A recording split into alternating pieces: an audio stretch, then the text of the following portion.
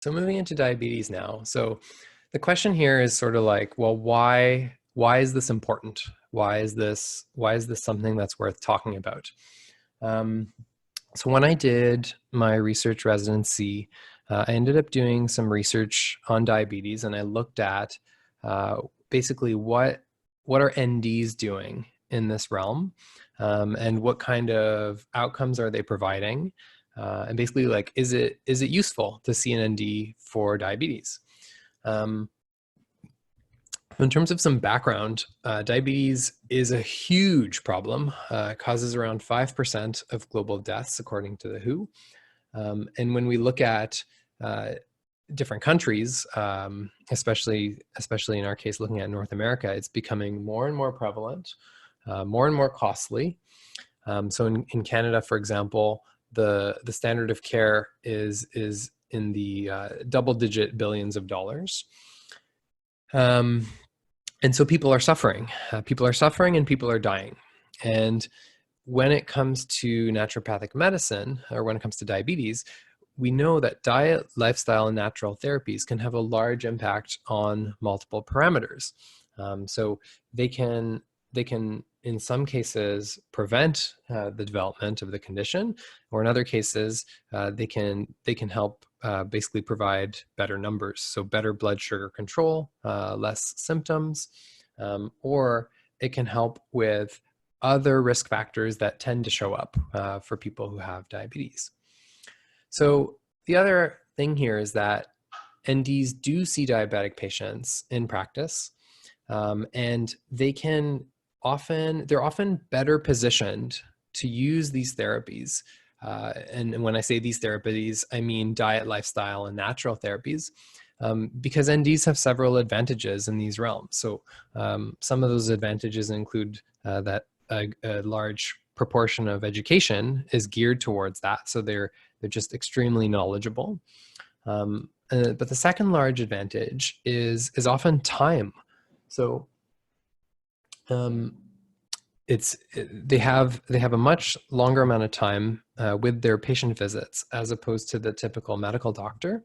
And so instead of, let's say, giving someone a pamphlet or just telling someone, just go eat better, we can really go into detail, and that can include things like full diet tracking, going into details about recipes, and it can also include, and I would say very importantly, working with patients on obstacles. So it's oftentimes, when it comes to working with patients, it's not often a problem of information. It's usually a problem of action or a problem of behavior. And so for the most part, what that means is NDs have this additional opportunity to help people work on that level, work with their behavior, and work with what they're actually doing, or with where they're struggling, and then coming up with solutions to those problems. Okay. So what actually happens in reality? So in reality, NDs do have the capabilities to run diagnostics. So we can certainly run lab tests. We can do an intake, which consists of asking the questions a series of questions. We can do physical exams. All of these basically pathways help us get an answer as to what's actually going on, and to get a diagnosis. In reality, we find that most patients who actually come to see NDs already have their diabetes diagnosis. So we find many of them they've been tracked by their medical doctors over time. They do routine lab work, and they find, like, yep, it's coming back with the diagnosis of diabetes. And many of them will also be already medicated. So it's sort of like they have diabetes, they're medicated, and they're usually looking for additional therapies, alternative therapies, or they're still not feeling great and they want to feel better. So that's number one, is we although we have access to all these diagnostic systems, we usually find people already come in with their diagnosis. The second thing is that in my experience, it's been rare that patients come in just with diabetes and nothing else, looking for naturopathic care. So it's often the case that there are multiple complaints. So here I've listed pain, fatigue, digestive issues, stress, mental health issues come up for people.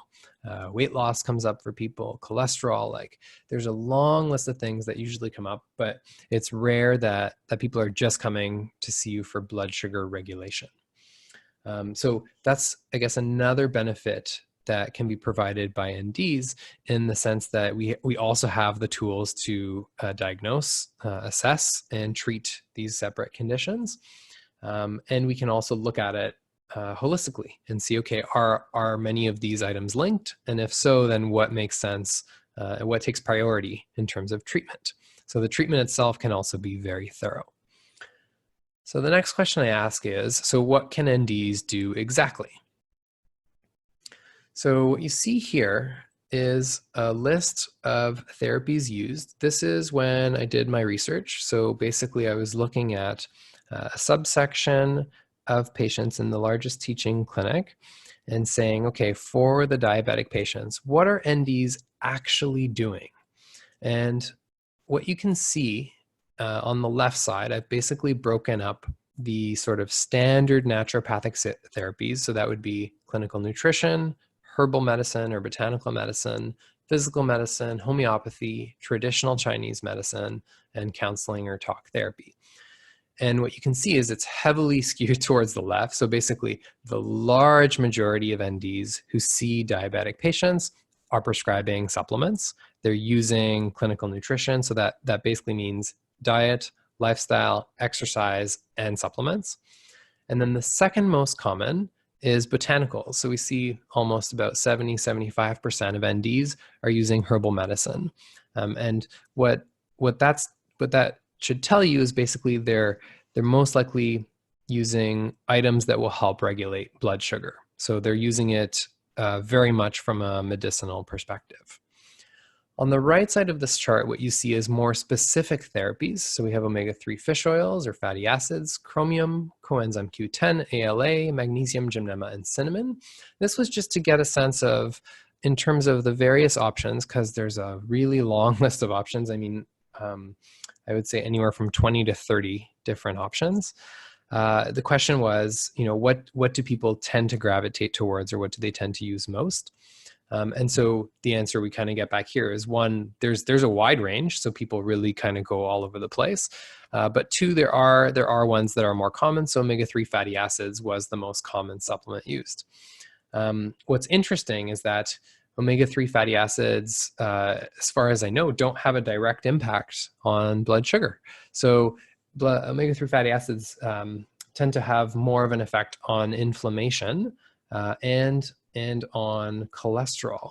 And those are both issues that are very, very common with diabetic populations, especially the inflammation component, arguably. So that's interesting to see. And then chromium, the next one, is itself a blood sugar regulator. So it's sort of like NDs have a number of options, and they seem to use options that both directly target blood sugar and directly target diabetes, and they use options that indirectly target diabetes and work on some of the alternative risk factors. Okay, so that's sort of what the overview looks like, but what does it actually feel like to see a patient, and what is a typical experience with a diabetic patient? So this is what I've put together here is sort of like a conglomeration, or a sort of like a psychographic demographic of like what the average patient would look like. So this is Bob. He's a 50-year-old male. He's got a low fitness level. He takes medication to control his blood sugar. And he, in the process, experiences mild side effects. In his case, he has some abdominal discomfort. So his blood sugar measures, we've got a couple of different ways to measure blood sugar.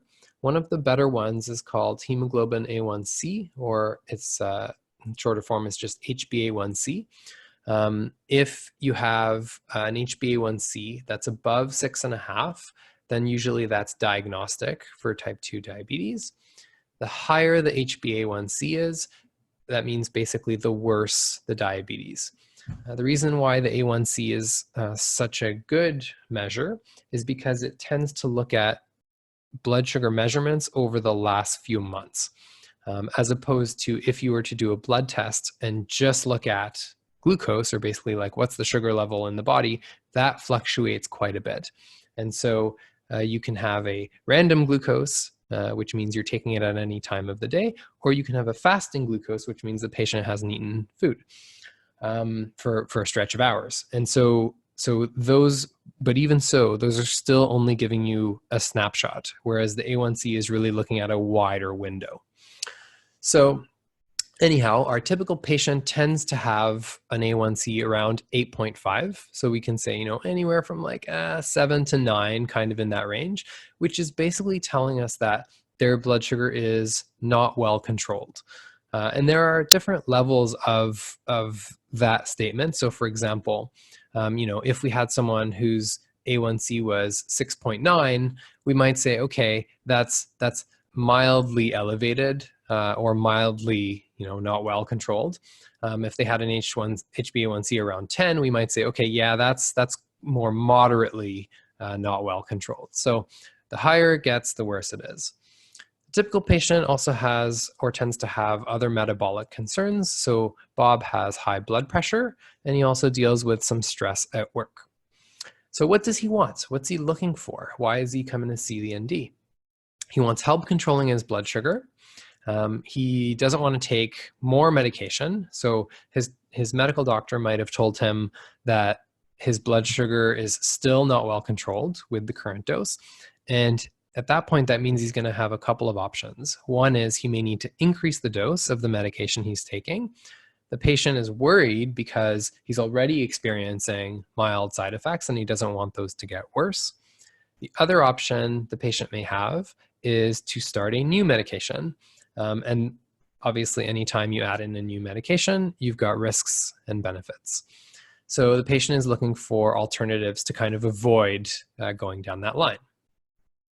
So what do we do? So the first step is we're going to look at the patient's diet.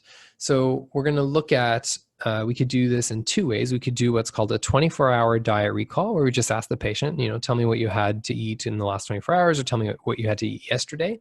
Or we can do a 7-day diet diary, which is a little more accurate because if patient had an off day or there are days where they're different, you get more of a sense of what a typical diet looks like. Some practitioners will have the patients track these really accurately. So they'll use third-party services like MyFitnessPal, where you can put in all the calories and exactly all the quantities. Others just want to get a generic sense of what the patient's consuming.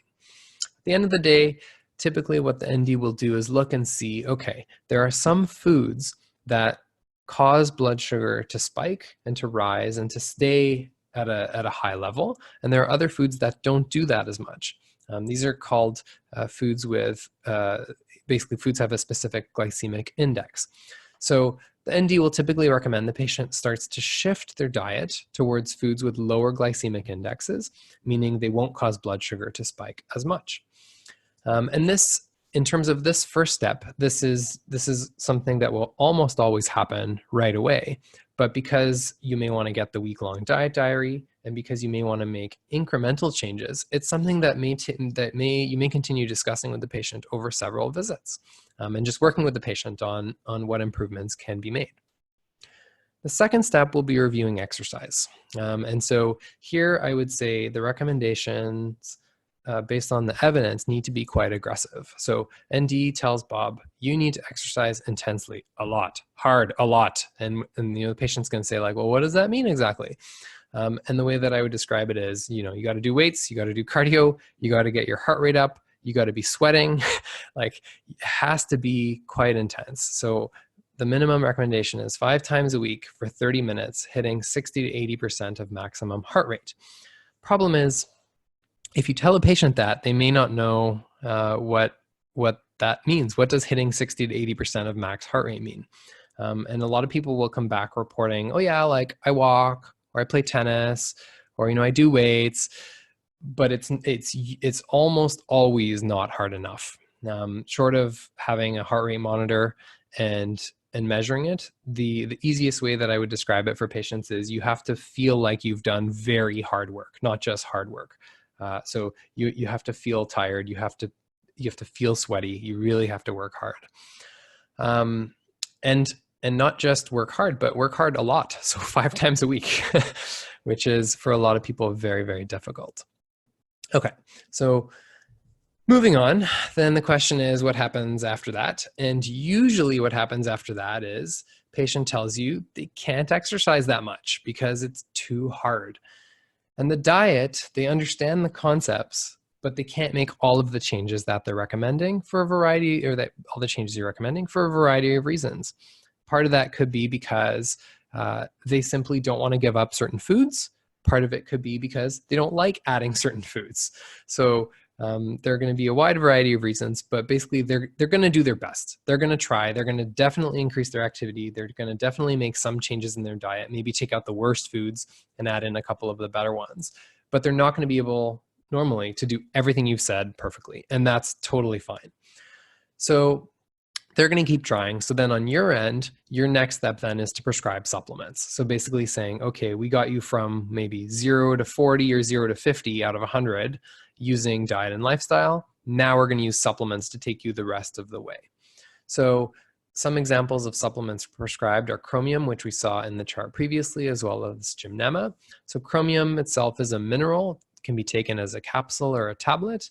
And that helps to regulate blood sugar. So for example, again, if the patient had an A1C of 8.5, then we would expect with a chromium prescription over a number of weeks that number would come down. Another one is gymnema. So that's a herb.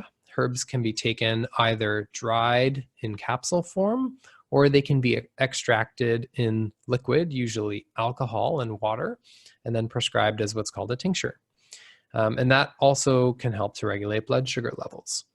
The way that medications work when it comes to regulating blood sugar, they usually work one of two ways. So they either increase the output of insulin in some capacity, or they make it easier for insulin to work in the body. They make it more sensitive. And it's not unusual that supplements work in similar ways. So usually what the supplements can do is they can basically provide an additional benefit or sort of like a bonus effect of what the drugs would do. And of course, with that, there comes safety considerations because hypoglycemia or low blood sugar can be quite dangerous. So what you want to do is you want to advise the patient to track their blood sugar, keep an eye out for their symptoms, and retest and see how things look over time. So there might be a process whereby you say, you know what, we'll start on low dose, we'll do that for a little bit, we'll retest, we'll see where you're at. Then maybe we'll increase the dose or we'll add in another supplement, we'll wait a few weeks again or a month, and we'll retest again. So it can be done in a sort of safe, slow process. Typically, the overall outcome of all this, so the diet, the lifestyle, and the supplements, whatever they end up being, usually gets the patient to lose a few pounds. They usually increase their muscle mass, which by itself helps with insulin sensitivity. And usually we'll see then decreases with their A1C or with their fasting blood glucose, and hopefully shoot them into the normal range. Now, these are some of the things that I've seen in my experience.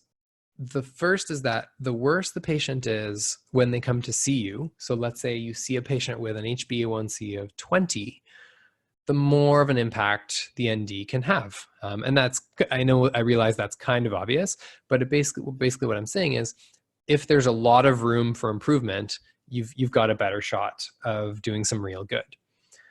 The second thing that I see is that if the patient is compliant, meaning that they listen to the recommendations or they do a really good job, like for example, let's say they follow 90% of your recommendations, they can really get quite significantly better. So I have seen several situations where patients are compliant, they follow instructions, they exercise, they eat well, they take supplements, and it really lets them, their numbers basically become normal. And for some patients, that means that they're able to actually go off their medications. Obviously depends on sort of how far the condition has progressed. And for other patients, that means that they don't need to increase their medications, which also is a huge win. The other thing that I've seen, which is really cool, is that patients who are pre-diabetic, so in other words, they have their A1C sort of at like a borderline amount, let's say 6 to 6.4, if these patients follow recommendations and do a good job, they can actually avoid and prevent diabetes. And this is so amazing when you think about all of the things, all of the suffering and all of the costs that come with actually having diabetes and having it progress or get worse. Being able to prevent that is an absolute huge win. So the biggest thing there, I would say, is the patients who actually make dramatic shifts to their diet and who make dramatic shifts to their lifestyle. So for example, if they were not exercising before, but now they take on a regular exercise routine, these people are going to see massive benefit. So it's really cool. The other thing that I've seen maybe on the sadder side is that a lot of people do realistically have trouble following recommendations. So what that means in terms of the work on the end of the naturopathic doctor is that it just means you're working with people on a one-on-one basis, helping them to troubleshoot, helping them to figure out ways to overcome their obstacles, and basically trying to find solutions. Just working to find solutions and use critical thinking. The reality here, again, going back to what I said earlier, is I find for the majority of patients, it's usually not a problem of lacking information. So most people know they should eat better. Most people know they should exercise more. That doesn't tend to surprise everybody. But what they end up struggling with is the actual implementation. So how to actually do that, or how to actually take steps to change for what many people is just regular life habits. Okay. So that sort of wraps up what I want to talk about diabetes. Just a little offshoot here about what I love most about naturopathic medicine. And I kind of alluded to some of this already. So for me, the entrepreneur potential is really what's most exciting. That basically means the ability to ask what problem is out there, what is happening to people out there. They have a problem, and how can I solve that problem? And what stems from that is basically business ideas. So what products or services can I then create or manufacture or provide or deliver in some way where I'm solving that problem? And I think that whole process is just super exciting. The second is that you're not really forced into any particular stream or any particular direction. So you can be a jack of all trades. You can be really good at a number of different things, but if you want to get really good at one thing, you can totally do that as well. So it's almost like you have all of the benefits of being a specialist if you want, or a generalist if you want. And then as a result of that, for me in particular, this is super important, is that I tend not to get bored, because the work is always changing, and the work that I end up kind of following always requires critical thinking. So I always feel like I'm being well challenged. And there's this sort of zone of what many of you have probably heard of called flow, which is where you're working at just the right intensity. In other words, it's just hard enough to keep you stimulated, but it's not so hard that you feel overwhelmed and hopeless. And I find that with a lot of work in naturopathic medicine, it really hits that zone well for me. All right, so looking forward, what are my future plans? That's a good question. My future plans are to continue developing my existing businesses. I'm really happy with where things are at now. I've been working at this for almost a decade now. So I've had a lot of iterations and a lot of trials and a lot of failures. And so I'm at a point now where the stuff that's working is actually working quite well. And so my plan is basically to continue putting in effort into these successful avenues. In terms of advice for prospective students, what I wish I knew. Well, you've got a lot of great lessons just by not making the mistakes I made, which is ask questions about what you're getting into. So try to find out as much as you can about naturopathic medicine. What is the education like?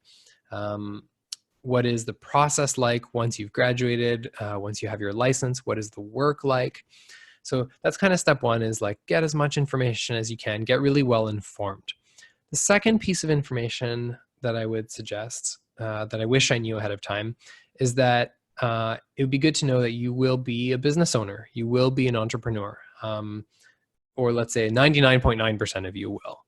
So it's something really important that you need to know ahead of time, because what that means is if you succeed, it's because of what you did.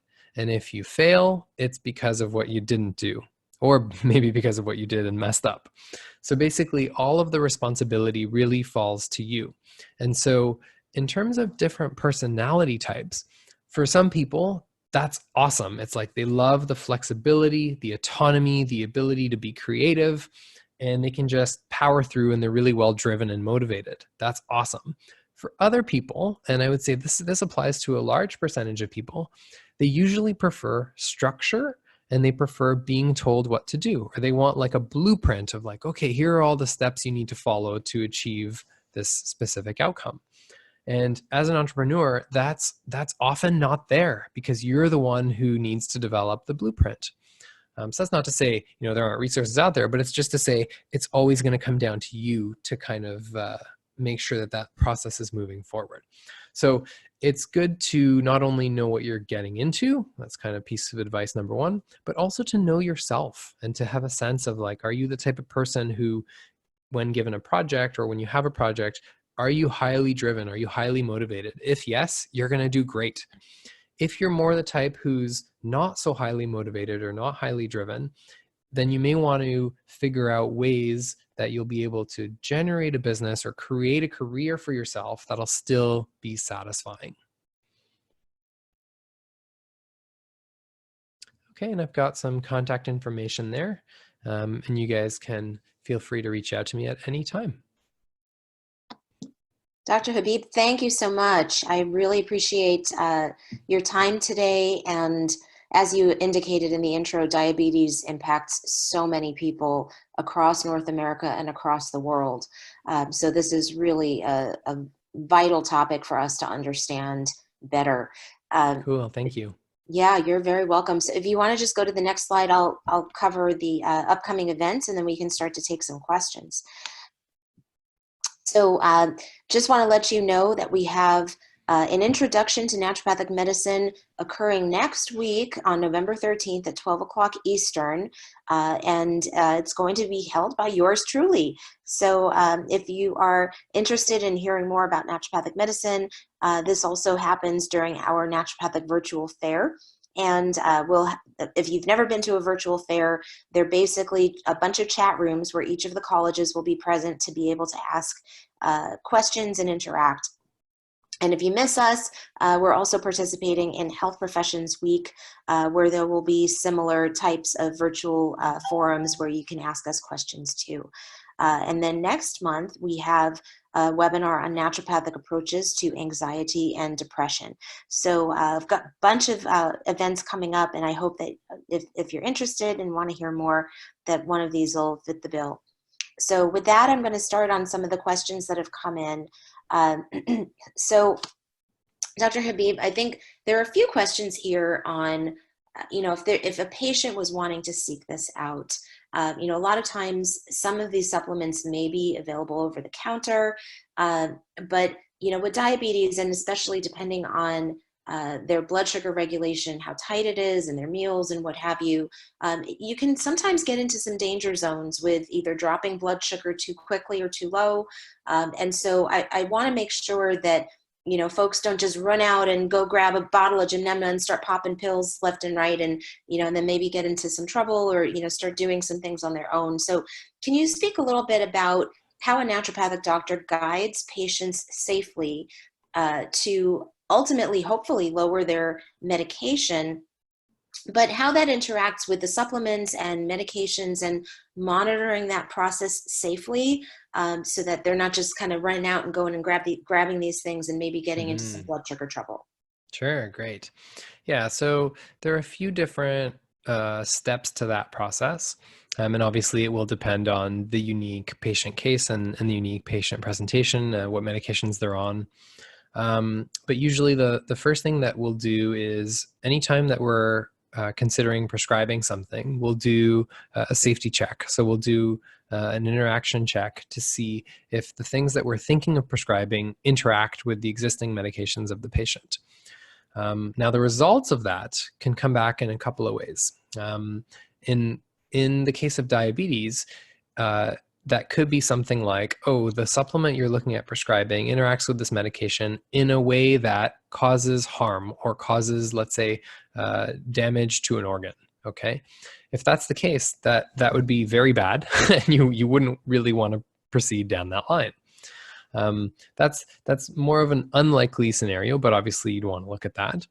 The more likely scenario is the results come back and it says, yes, there is an interaction, but then the question is, what exactly is the effect of the interaction? And usually the effect is it will have an additive effect. So if the medication by itself, let's say, lowers blood sugar, adding on the supplement will also lower blood sugar.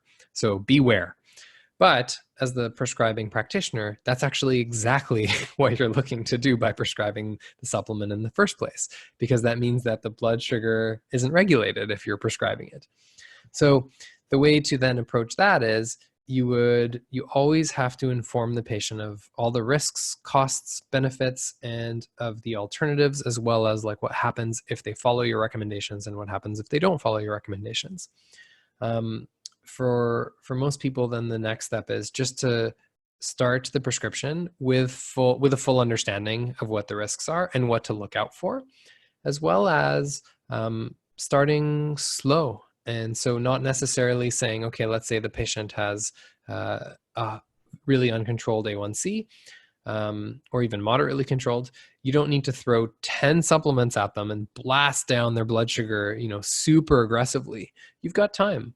So it can just be a matter of using one thing at a time, seeing what the results are, and then making an informed decision at every step of the way, rather than having a shotgun approach. Another component of that question involved people who may seek out some of the therapies on their own. And so my answer here is a little more generic because it doesn't just apply to diabetes, could apply to any health condition. And that is that there's a wide range of efficacy, so basically like how well things work, as well as safety, and doses. So it's not uncommon to hear something, especially through the media, to hear like, oh, such and such supplement works for such and such health condition. But the problem is that doesn't tell you what the dose is, that doesn't tell you how to take it, that doesn't tell you the form of the supplement, that doesn't tell you if it's safe for you as an individual based on your demographic or based on your other medications. So there's basically a lot of extra risk there, and that risk goes away when you hire an ND or work with an ND, so that you basically delegate all of that work over to them, and then they can tell you like, yeah, this is exactly the thing that's right for you. And I've seen that very commonly in practice, where a patient will say, oh, I saw that this was good, so I went and bought it and took it, but it didn't work. And I'll say, well, yeah, it didn't work because you were taking 10 times less than you had to, because that's simply the form of the supplement you bought. So I hope that answers that question. Thank you so much. So there are a couple other questions here. So one of them is in regards to diabetic foot sores, and so I think diabetes comes with a lot of comorbidities and many different types of conditions that can start to pop up, especially as the diabetes has progressed further. So can you speak a little bit to how you work with patients who may have some limitations, like foot sores or low income, disability, and so on, and how we work with folks gradually to get them to a place where they can implement exercise, diet modification, especially if there are some other issues on board. Great. Yeah. So, I mean, every one of the perks is that every visit is really going to be individualized, and every treatment plan is going to be individualized. So, off the top of my head, let's say, for example, the patient had foot sores, and so they had trouble, let's say, running or applying pressure to the bottom of their foot. Then I would say, okay, well, I still want you to exercise, and I still want you to exercise intensely, but I'm not going to be recommending going for a jog. So in that case, I might look at alternatives. So I might say, okay, maybe we're going to be doing a lot of weights. Maybe we're going to be using resistance bands. Maybe we're going to be doing swimming, like something that won't cause the problem to get worse, or that won't cause the patient to be highly uncomfortable. The other way that we could work with that is by potentially working with other healthcare practitioners. So perhaps looking at working with a chiropodist or basically a foot doctor, or maybe getting really comfortable orthotics or something to help increase that comfort if the patient is, let's say, adamant on doing a specific form of exercise. But yeah, basically just individualizing to the different patients and providing a number of different options. Thank you so much. So another question here, just in regards, and again, I know that the answer is going to be probably nuanced a bit, but on average, when you're working with a patient, how long do you find that it takes to come up with a plan that works for them, and get the kinks worked out? Yep. So for sure, it's going to depend. But on average, I would say anywhere from maybe 3 to 5 weeks, kind of in the zone of a month, plus or minus. And so usually the way that could present would be visit 1 is kind of gather information, do testing. Visit 2 would be, okay, now we have more information, we have test results, so we're going to prescribe some kind of preliminary plan. Visit 3 would be follow up with how it went with the preliminary plan, what obstacles came up, what alternatives need to be implemented. And then visit 4 onwards would kind of be fine tuning and then retesting. And so that's why I kind of say, like, within a few weeks or a month, give or take, you should be at a place where, like, the patient's pretty happy, practitioner's pretty happy, things are working. Thank you. Do you have any general recommendations to empower folks to take action in their health? I know a lot of these diet and lifestyle recommendations are sometimes the hardest to implement. And so curious if there are any things that you've found that help in that self-motivation and that empowerment. For sure. So I do quite a bit of reading on this topic, behavior change in particular. And the best framework that I've seen for it so far is from the book called Switch. So I would recommend that book, anyone looking to read. And basically the framework that they use is they say, when it comes to behavior change, you need 3 different elements to work together. The first is the rational brain. So the part of us that understands the why, how things work and why they're going to work if we make this change. So for example, reducing foods with a high glycemic index is not going to spike your blood sugar as much, which will help reduce your risk of diabetes. Okay, great. That's the rational brain. The second is the emotional brain. So the emotional brain is almost like our default pathway, our default habits. And the appeal there could be something like, well, maybe you want to be healthy because you want to consider yourself a healthy person. Or maybe you want to be healthy because you want to look attractive. And so to do that, you want to build more muscle and be fit. It could be any number of different things, and that'll depend on the person. But then that's a separate kind of appeal. It has nothing to do with why the thing is actually working. And then the third thing that needs to be in line is the environment or the circumstances. So for example, if, let's say, we'll use the exercise example again, if your gym is a 2-minute walk from your house, that's very easy to go to the gym for most people. That's going to be a low obstacle. But if the gym requires a half-hour drive through traffic, and it's like you got to get ready, you got to get in your car, and now it's like 10 different steps, that can be quite a struggle. So to kind of engineer the environment for behavior change, you want to make either usually small changes. So that's just like, let's say you put your running shoes by the door, and then the next day you put your running shoes by the door and then you put them on. And then the next day you put your running shoes by the door and you put them on and you take 5 steps out the door. And it's like slowly, you get used to getting a little further. It snowballs. The second way to engineer the environment is to remove obstacles. So if you've got a gym that's a half hour away and you're like, hey, this is a huge obstacle, I'm never going, but there's a gym that's 5 minutes away, maybe you sign up for that one instead. Or maybe you think to yourself like, oh, I don't have the right clothing to wear for my exercise routine. Well, then maybe you go and buy the right clothing, so then you have it and you've removed that obstacle. So looking at those 3 aspects, the rational brain, the emotional brain, and the environment, working with patients, you can work on all 3, or you can try to figure out which one is the biggest issue for them. Thank you so much. So there are a few other questions that came in. And one of them here is, actually, if you can just, do you have the author of Switch? I think it's Chip and Dan Heath. Heath? Okay. I think so. Thank you. Yeah, there were a couple folks that asked about that.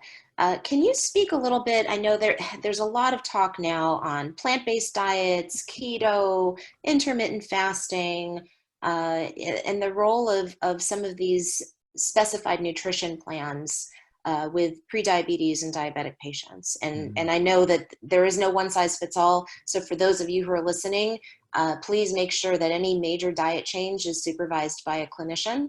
But if you want to cover that, Dr. Habib, that would be awesome. Yeah, so I don't know that I have too good of an answer for this one. Again, it's always going to depend quite a bit. I think in my experience, I've seen that a number of different diets can be effective. So oftentimes what I might do is have a discussion with the patient and see if they have a preference. So for example, let's say I were to prescribe a keto diet to a patient and I say, hey, look, I think this is going to be really good for your diabetes. And the patient says, well, look, I can't do that. Then it doesn't really matter what I think, right? So I think again, it goes back to working with the patient, seeing what they want. And on my end, I may be able to recommend, let's say, an order of priorities. If I had my way, you would eat this food. If you can't do that, then my second best option is this diet or this food. And then eventually get to a place where we can negotiate on a favorable outcome. But really, I've seen a number of different diets work successfully for different people. Yeah. Thank you so much. There was one question which may be a little too technical, and so if it is, please feel free to let me know. But there was some question about the mechanism of action on gymnemna and how some of the supplements, what their mechanisms are and how they work to lower blood sugar. And if that's a little too technical, feel free to just point folks in the right direction to find it. Yeah, I would say that's probably too technical for the purposes of this webinar. Sure. But I would encourage, if people are interested in that, you can do 2 things. One is shoot me an email. The second is you can use Google. You may or may not get the right answer or get the best answer, but that is definitely one way to go. Awesome, thank you. And so I guess the last question that I have in here is just in regards to the most powerful things. I know you talked about Switch and making those lifestyle changes, but if you were able to help empower diabetic patients, what would be the most important piece of knowledge that you would want them to know? The most important thing I would want them to know is that they need to exercise far more aggressively. So it needs to be almost like a life-changing degree of exercise to be implemented. And that by itself is probably the most or well, certainly one of the most effective interventions, because it has so many other benefits. So if a patient is able to exercise and that causes them to lose weight, that by itself can help with their blood sugar. If they exercise and they put on muscle mass, that by itself helps with their blood sugar. If they exercise and they lose fat mass, that by itself helps with their blood sugar, helps with their cardiovascular health, helps with their metabolic health, helps with their mood. And so if their mood is better, that can help them eat better. That can help them have better relationships. It just continually snowballs. So again, the biggest thing would just be exercise really, really aggressively. Yeah, the other thing that I love about exercise, especially in this population, as diabetics progress in the illness and the disease progression, one of the things that is often seen is the vasculature, blood vessels that will start to have issues from chronic inflammation. And exercising helps clear those blood vessels, helps create new ones, helps keep circulation to the extremities, the limbs, fingers and toes, Yeah. the knees, the eyes, all of the areas that tend to start to have trouble as diabetes progresses. And so I love that aspect too of diabetes, or of with exercise and diabetes prevention, just because those are the things that impact quality of life so very much in diabetics. And so Yeah, I agree.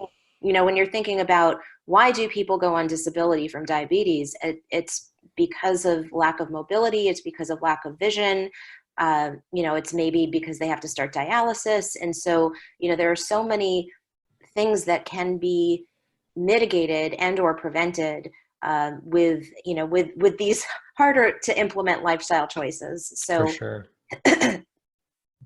so that's I think an aspect of this that is really vital. And so, anyway, I know that there've been a couple questions here from a person with subsequent anemia as well, and the anemia makes it hard to exercise. So, Patricia, I know you've asked a couple questions here about anemia, and I know that's not exactly the topic of this talk. But one thing I will say, when you go to see an ND, as Dr. Habib will, I'm sure, agree to, we're not just looking at diabetes.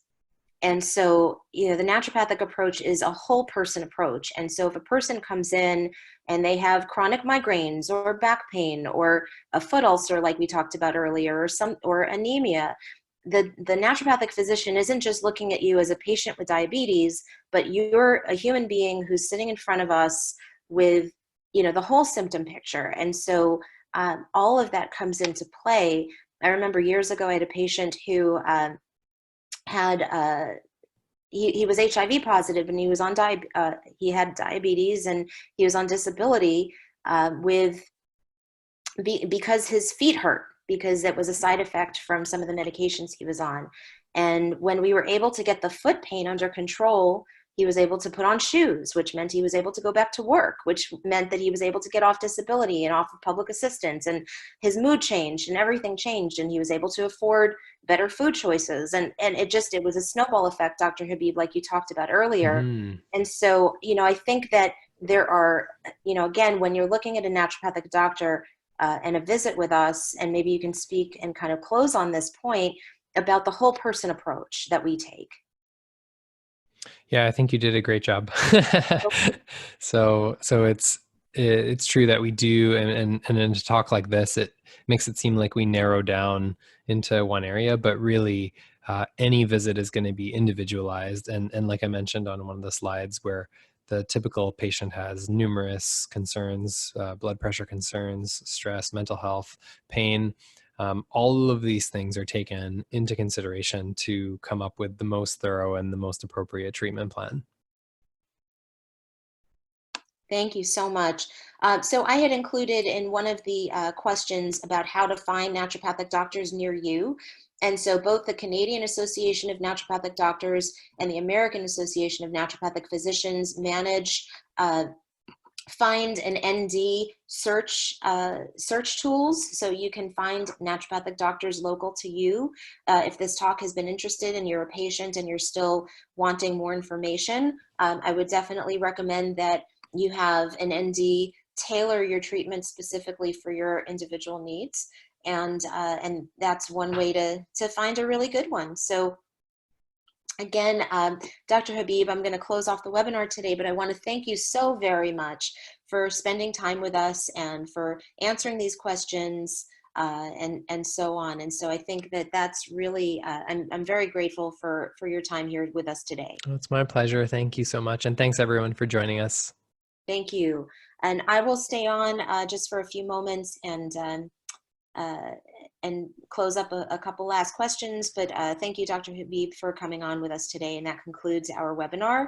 And we'll have a recording out for those of you who are interested shortly. Thank you again.